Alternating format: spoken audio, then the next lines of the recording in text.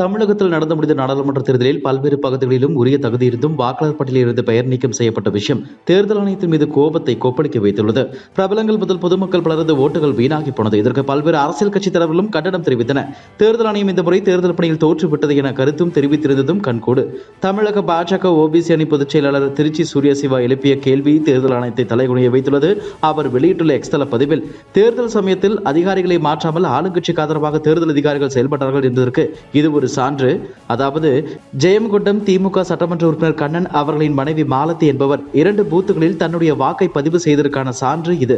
நடவடிக்கை எடுக்குமா தேர்தல் ஆணையம் என தேர்தல் ஆணையத்தின் அதிகாரப்பூர்வ எக்ஸ்தல பக்கத்திற்கும் முதலமைச்சர் ஸ்டாலின் மற்றும் தமிழக பாஜக தலைவர் அண்ணாமலைக்கும் டாக் செய்துள்ளார்.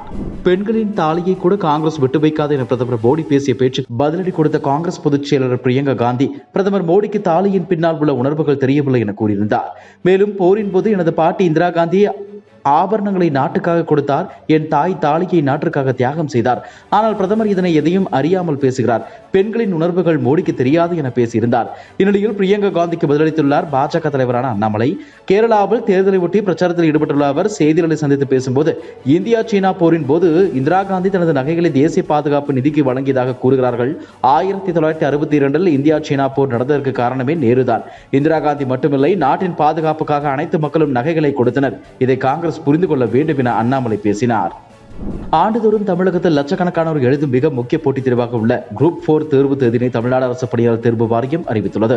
அதன்படி தமிழகத்தில் காலியாக உள்ள 6244 காலி பணியிடங்களுக்கும் காலி பணியிட அறிவிப்பான கடந்த ஜனவரி மாதம் 30ஆம் தேதி வெளியிடப்பட்டது. இதற்கான தேர்வு தேதியினை டிஎன்பிஎஸ்சி அறிவித்துள்ளது. அதன்படி வரும் ஜூன் மாதம் 9ஆம் தேதி ஞாயிற்றுக்கிழமை என்று ஒரே நாளில் தேர்வு நடைபெறும் என அறிவிக்கப்பட்டுள்ளது. அதேபோல டிஎன்பிஎஸ்சி சார்பில் நடைபெறும் மற்ற முக்கிய தேர்வுகளின் தேதிகளும் அறிவிக்கப்பட்டுள்ளன.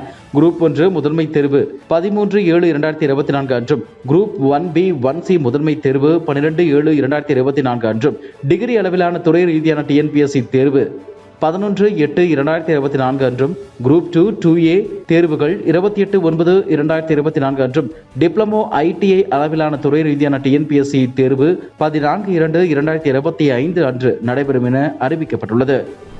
இந்திய சினிமாவின் முக்கியமான இசையமைப்பாளர் இளையராஜா 4500 பாடல்களுக்கு மேல் இசையமைத்துள்ளார்.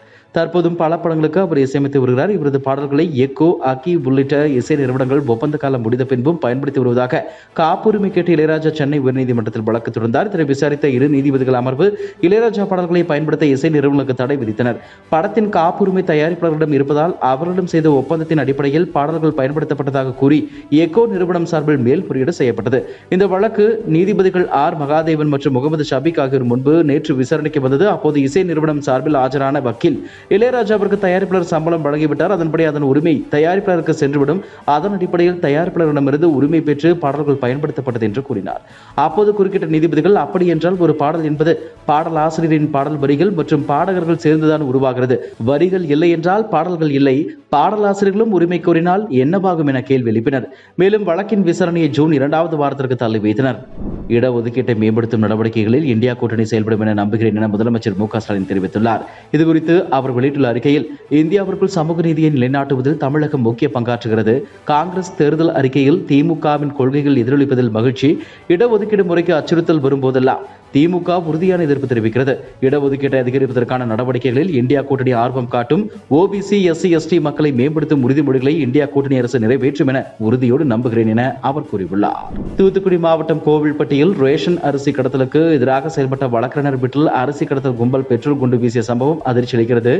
இதுகுறித்து அதிமுக பொதுச் செயலாளரும் எதிர்க்கட்சி தலைவருமான எடப்பாடி பழனிசாமி அவர்கள் கண்டனம் தெரிவித்துள்ளார். அவர் வெளியிட்டுள்ள அறிக்கையில், சட்டம் ஒழுங்கு அடியோடு சீர்கட்ட விடிய ஆட்சியில் ஏற்கனவே போதைப் புழக்கமும் அது சார்ந்த குற்றங்களும் சர்வ சாதாரணமாகிவிட்ட நிலையில் தற்போது வெடிகுண்டு கலாச்சாரமும் தலைவிரித்தாடுகிறது. மேலும் தமிழ்நாட்டில் இருந்து ரேஷன் அரிசி வெளிமாநிலங்களுக்கு கடத்தப்படுவதும் விடியா ஆட்சியில் தொடர்கதையாகிவிட்டது. மாநிலத்தில் நடக்கும் எந்த விஷயத்திலும் கட்டுப்பாடு இல்லாத முதலமைச்சராக இன்றைய பொம்மை முதலமைச்சர் திரு மு க ஸ்டாலின் அவர்கள் இருக்கிறார் என்று சொன்னால் அது மிகையாகாது. வழக்கறிஞர் வீட்டில் பெட்ரோல் குண்டு வீசிய ரேஷன் கடத்தல் கும்பல் மீது துரிதமாக சட்ட நடவடிக்கை எடுத்து இதுபோன்ற சம்பவங்கள் இனி நிகழா வண்ணம் சட்டம் ஒழுங்கை நிர்வகிக்குமாறும், ஏழை எளிய மக்களின் பசியாற்றும் ரேஷன் அரிசி கடத்தப்படுவதை தடுத்து நிறுத்துமாறும் இந்த விடியா அரசின் முதலமைச்சரை வலியுறுத்தினேன் என பதிவிட்டுள்ளார். பாமக தலைவர் அன்புமணி ராமதாஸ் வெளியிட்டுள்ள அறிக்கையில் வள்ளலார் பன்னாட்டு மையத்தை வடலூரில் வேறு இடத்திலோ அருகில் உள்ள வள்ளலாருடன் தொடர்புடைய இடங்களிலோ அமைப்பதால் எந்த பாதிப்பும் ஏற்பட போவதில்லை. மாறாக அனைவரும் அதை வரவேற்கத்தான் செய்வார்கள். எனவே இந்த விஷயத்தில் தமிழக அரசு பிடிவாதம் பிடிக்காமல் வள்ளலார் பக்தர்களின் உணர்வுகளை புரிந்து நடந்து கொள்ள வேண்டும். சத்திய ஞான சபை வளாகத்தில் தொல்லியல் துறை ஆய்வு நடத்தப்பட வேண்டும் என்று சென்னை உயர்நீதிமன்றம் ஆணையிட்ட பிறகும் கூட வடலூரில் கட்டுமான பணிகள் தொடர்ந்து நடைபெற்று வருவது கண்டிக்கத்தக்கது. பெருவெளியில் வள்ளலார் பன்னாட்டு மையத்தை அமைக்க தடை விதிக்க வேண்டும் என்று கோரி சென்னை உயர்நீதிமன்றத்தில் தொடரப்பட்ட வழக்கில் இறுதி தீர்ப்பு வரும் வரை வள்ளலார் பன்னாட்டு மைய கட்டுமான பணிகளை தமிழக அரசு நிறுத்தி வைக்க வேண்டும் என்று வலியுறுத்துகிறேன் என தெரிவித்துள்ளார். இதுபோன்ற செய்திகளை மேலும் தெரிந்து கொள்ள எங்களது யூடியூப், ஃபேஸ்புக் மற்றும் ட்விட்டர் ஆப்களை சப்ஸ்கிரைப் செய்யவும்.